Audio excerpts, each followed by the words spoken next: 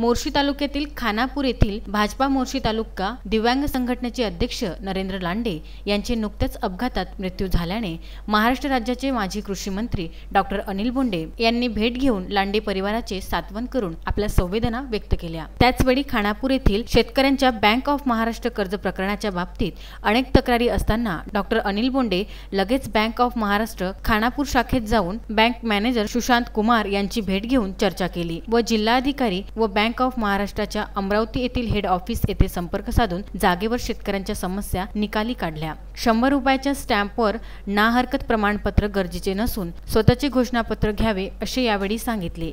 सोबतच शेताचा नकाशा, फेरफार आणि हैसियत पत्र याची सुद्धा गरज नसताना शेतकऱ्यांना त्रास देण्याचा हा प्रकार बंद करण्याचे बजावले आणि शेतकऱ्यांना त्वरित कर्ज वाटप करण्याचे आदेश दिले। त्यावेळी मोर्शी मतदारसंघ संयोजक प्रवीण राऊत, भारत उकंडे, पंकज खडसे, सोपान लांडे, निलेश गायकवाड, रवींद्र लांडे, अशोक निजमे, विजय देवताडे, गौरव आखरे तसेच अन्य शेतकरी उपस्थित होते। संजय गारपवार, विदर्भ न्यूज, मोर्शी।